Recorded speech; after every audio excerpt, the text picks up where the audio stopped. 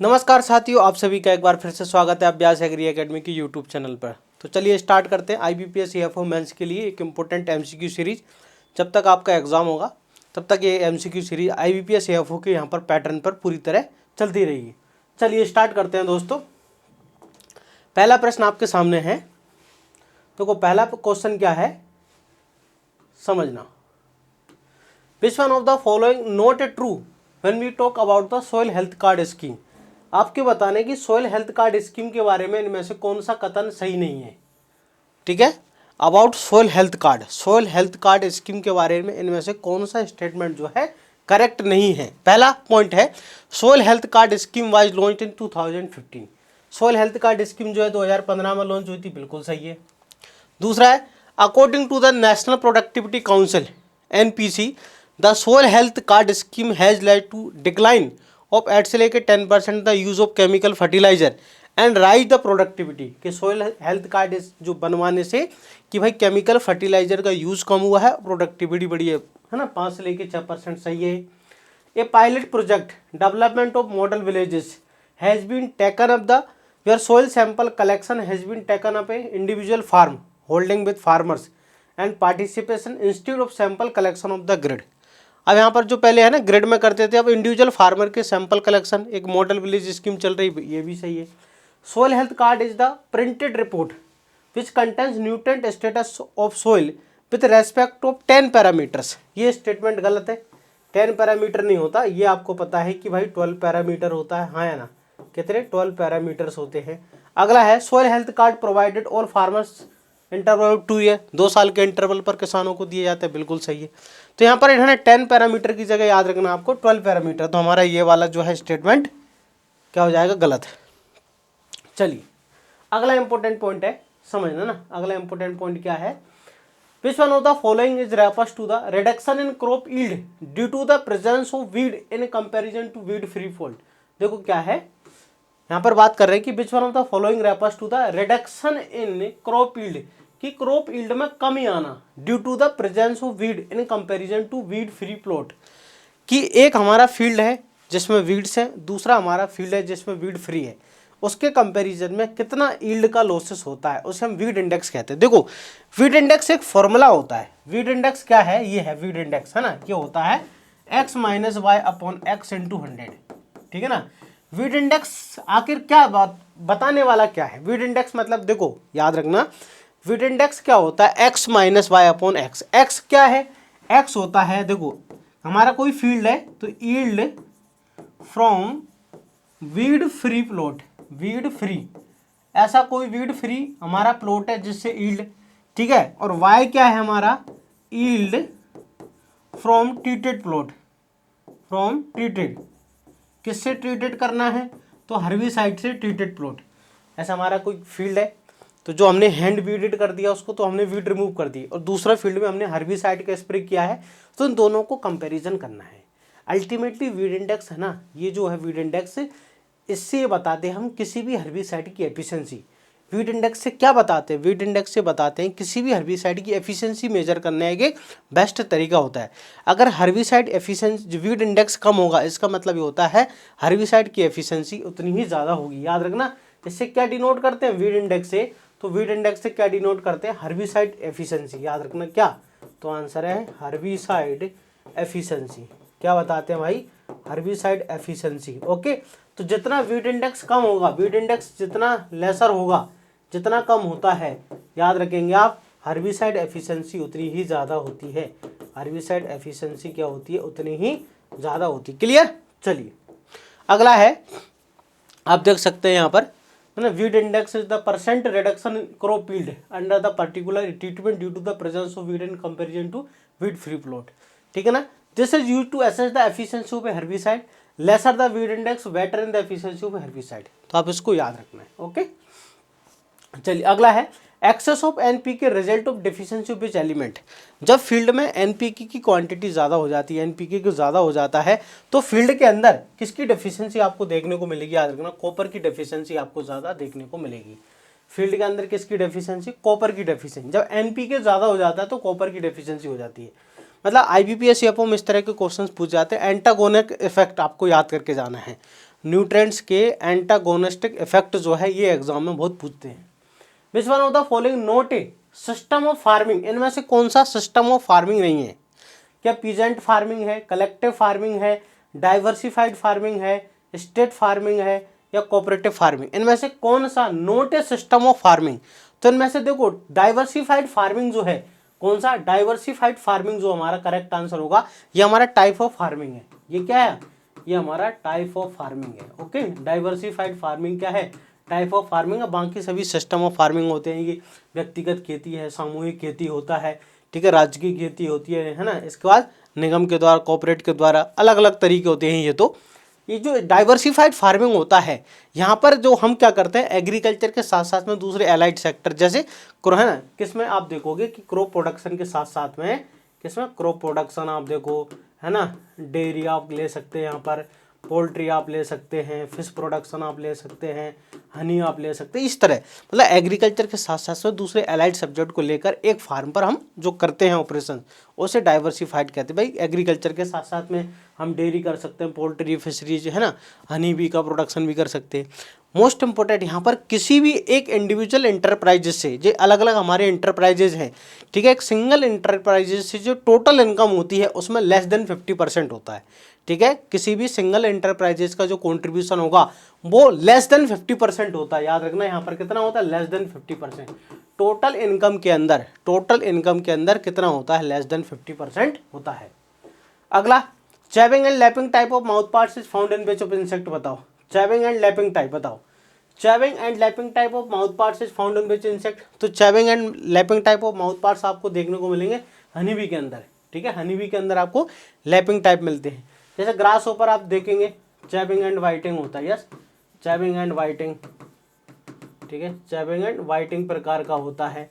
इसके बाद थ्रिप्स में आप देखोगे, ठीक है, कैसा रास्पिंग एंड सकिंग टाइप होता है। थ्रिप्स में कौन सा होता है, रास्पिंग एंड सकिंग टाइप होता है थ्रिप्स के अंदर। ओके, इसके बाद बटरफ्लाई में आप देखोगे साइफनिंग प्रकार का होता है। बटरफ्लाई में कौन सा, साइफनिंग प्रकार का होता है। हाउस फ्लाई में स्पॉन्जिंग प्रकार का होता है ना, हाउस फ्लाई में किस प्रकार, स्पॉन्जिंग प्रकार का। तो इनको याद रखें आप।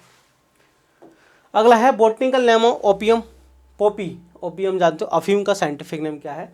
क्या क्लोरोफाइटम स्पीसीज है, पेपिवर सोमनीफेरम है, पेंटागाउ ओवाटा है, सरपेंटेन ओवाटा है या रावुल्फिया सरपेंटिना है? तो देखो ये जो है ओपियम का नाम है ना, ओपियम का साइंटिफिक नाम होता है पेपिवर सोमनीफेरम होता है।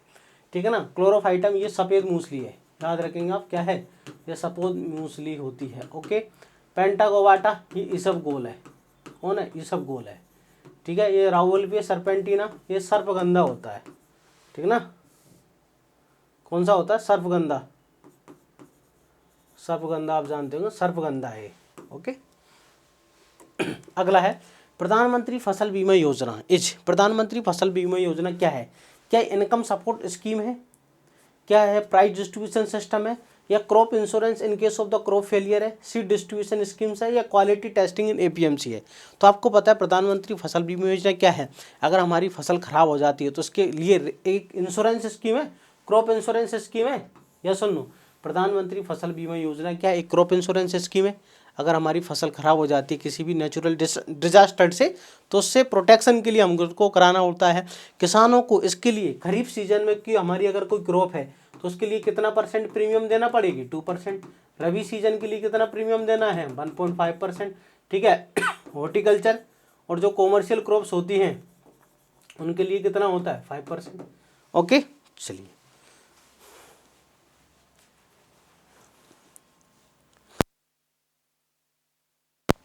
अगले क्वेश्चन की तरफ चलते हैं। अगला क्वेश्चन, ठीक है, अगला क्वेश्चन आप देखोगे, विच one of the following rice variety of rice is a gamma ray induced semi dwarf mutant from the toll cultivar of T41। T141 variety है ना, इसमें गामा रेडिएशन का यूज करके, इस वैरायटी में गामा रेडिएशन का यूज करके कौन सी वैरायटी बनाई गई है? तो आंसर है जगन्नाथ। याद रखना, कौन सी, जगन्नाथ। याद रखना, जगन्नाथ नाम की जो म्यूटेंट वैरायटी है, जगन्नाथ नाम की जो म्यूटेंट वैरायटी है वो किस में, T141 के अंदर म्यूटेशन कराकर इसको बनाएगी। ठीक है, जगन्नाथ के अंदर।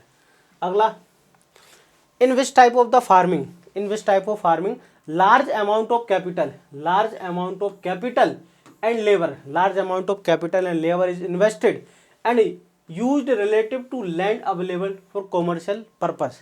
देखो जब हमारे पास जो लैंड कम लैंड होती है, जितना भी लैंड है उसको कॉमर्शियली पर्पस के लिए बहुत ज़्यादा पर यूनिट हमको प्रोडक्शन बढ़ाने के लिए हम बहुत ज़्यादा लेबर, बहुत ज़्यादा कैपिटल, ठीक है, इन्वेस्ट करके कल्टीवेशन करते हैं, तो उसे क्या कहते हैं, जहाँ पर हाई अमाउंट पर लेबर और कैपिटल का यूज करते हैं, अधिक पैसा खर्च करके, अधिक लेबर लगा के ज़्यादा से ज़्यादा प्रोडक्शन करना है, पर यूनिट प्रोडक्शन आपको बढ़ाना है, लैंड यू है ना कॉमर्शियली कल्टीवेशन करना है, उसे हम कहते हैं इंटेंसिव कल्टीवेशन। उसे क्या बोलेंगे याद रखना, उसे हम इंटेंसिव फार्मिंग कहते हैं, ठीक है, उसे क्या बोलेंगे, इंटेंसिव कहते हैं।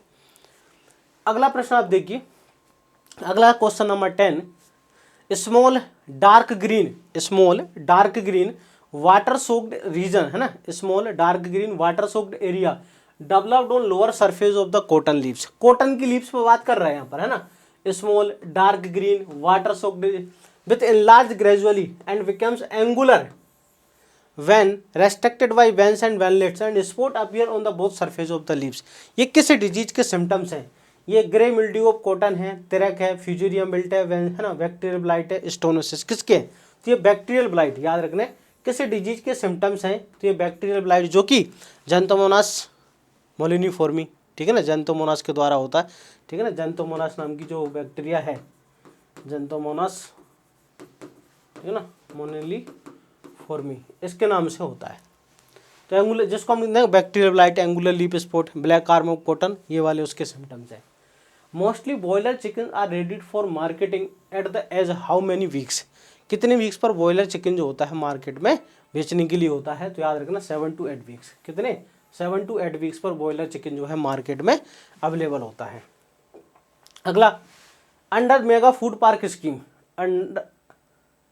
Under mega food park scheme what percent is the eligible project cost in general area, general area में कितना परसेंट, एंड एलिजिबल प्रोजेक्ट को डिफिकल्ट एंड हिली एरिया जैसे north east region including Sikkim, Jammu Kashmir, Himachal Pradesh, Uttarakhand, तो जनरल एरिया में mega food park में कितना percent आपको यहाँ पर है ना एलिजिबल प्रोजेक्ट कॉस्ट मिलता है, और नॉर्थ ईस्ट में कितना होता है, और आप कह सकते हैं कि हिली रीजन में, तो जनरल एरिया का याद रखेंगे 50% याद रखेंगे, और 75% हिली रीजन में, 75% हिली रीजन में और 50% जनरल रीजन में। Training of rural youth for self employment programme is started, training of rural youth for self employment TRYSEM कब स्टार्ट हुआ था, तो 1979 के अंदर, training for rural self employment 1979 के अंदर स्टार्ट हुआ है।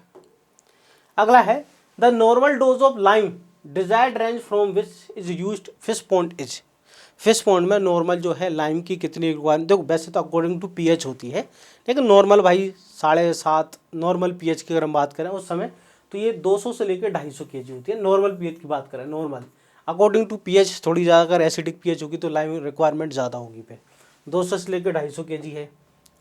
Violaxanthin serve as the precursor of biosynthesis of which of the hormone, इनमें से किस हार्मोन का, ठीक है, प्रीकर्सर है, violaxanthin serve as the precursor for biosynthesis of which of the hormone, gibberellins, auxin, gibberellin, abscisic acid, cytokinin, ethylene, तो किसका याद रखें, एब्सिसिक एसिड का, ओके, इसका। आपको मालूम है ऑक्सिन का क्या होता है, ट्रिप्टोफैन होता है, ठीक है ना, ऑक्सिन का कौन है, ट्रिप्टोफैन है, जिब्रेलिन का कौन है, क्यूरेन होता है, ठीक है, साइटोकाइनिन का कौन होता है, आइसो पेंटानाइल एडिनोसाइन, एडिनोसाइन होता है। इसका इथाइलिन का आप जानते हो कौन है, मिथियोनाइन है। तो ये प्रीकर्सर एग्जाम में पूछते हैं ना, ये जो प्रीकर्सर है ये एग्जाम में पूछे जाते हैं। अगला question number 16, they have more than 3 generation, they have more than 3 generation ही है, 3 से ज़्यादा जनरेशन है ना, and characterised by non diffuse eggs small cocoons, ठीक है ना, non diffuse eggs small cocoon short filament and a hardy larva, can you reared throughout the year and well suited for tropical and subtropical condition and more disease tolerant to disease causing pathogen and less sensitive to climatic fluctuation, तो वो 3 वोल्टाइन कहलाता है, multi वोल्टाइन, semi वोल्टाइन, by वोल्टाइन, यूनिवोल्ट, तो generally क्या कहलाता है, multi वोल्टाइन nature, इसे क्या कहते हैं, मल्टी वोल्टाइन होता है, सिल्कवॉर्म। अगला है which one of the following is sensitive to soil salinity tolerance, मतलब सोइल सैलिनिटी टॉलरेंस जो EC <4 उसको सबसे ज़्यादा सेंसिटिव कौन होता है, तो इनमें सबसे ज़्यादा वीट है, पालक है, कॉलीफ्लावर, डेट। सबसे ज़्यादा सेंसिटिव होता है एप्पल। सबसे ज़्यादा सेंसिटिव कौन होता है? एप्पल होता है। अगला है which one of the following the most serious viral disease that has affected the poultry industry in India. That has affected poultry industry को सबसे ज़्यादा अफेक्ट करने वाली क्या है? प्लोरम है, रिंडरपेस्ट है, कोक्सीडियस है, रानीखेत है, मेरेक डिजीज। कौन सी डिजीज आगे जो सबसे ज़्यादा अफेक्ट करती है? तो याद रखेंगे कौन सी? रानीखेत डिजीज। पोल्ट्री को सबसे ज़्यादा कौन अफेक्ट करती है? रानीखेत डिजीज अफेक्ट करती है। अगला विच one of the following variety of mango is biennial in bearing and has turpentine flavour. Mango की कौन सी वेराइटी है जो बाइनियल होती है और टर्पेंटाइन फ्लेवर होती है? ओके, तो इसका आंसर है, याद रखें, लंगड़ा। इसका करेक्ट आंसर क्या है? लंगड़ा नाम की होती है। चलिए, इसका आता है combined standard of woody and agriculture, मतलब प्लांट और एग्रीकल्चर ना, वुडी प्लांट जो है and agriculture species during the early stage of establishment of plantation is known है। जब हम शुरुआत में प्लांट लगाते हैं उसमें एग्रीकल्चर भी साथ साथ में हम एग्रीकल्चर करें, प्लांटेशन के साथ साथ में एग्रीकल्चर भी अगर हम करते हैं तो उसे क्या बोलते हैं? उसे हम टोंगिया सिस्टम कहते हैं। याद रखना, उसे क्या बोलते हैं? उसे हम टोंगिया सिस्टम कहते हैं। ओके, चलिए, आई होप दोस्तों आपके सारे क्वेश्चन बहुत अच्छे से समझ आए होंगे। इसी प्रकार आपके IBPS एग्जाम तक आपको इस प्रकार से इंपॉर्टेंट क्वेश्चन प्रोवाइड किए जाएंगे। अगर आप टेस्ट सीरीज परचेस करना चाहते हैं तो total number of mock test आपको मिल जाएंगे 50, जिसमें वैलिडिटी है 6 मंथ और मात्र 99 रुपये के अंदर है। ये बहुत नॉमिनल फीस है, ये आपके एग्ज़ाम के लिए बहुत ही ज़्यादा इंपॉर्टेंट रहेंगे। अगर आप परचेस करना चाहते हैं तो जाएं, एप्लीकेशन को डाउनलोड करें गूगल प्ले स्टोर से, अभ्यास एग्री एकेडमी, वहाँ से आकर आप टेस्ट सीरीज परचेस कर सकते हैं। मिलते हैं नेक्स्ट वीडियो के अंदर, तब तक के लिए जय हिंद।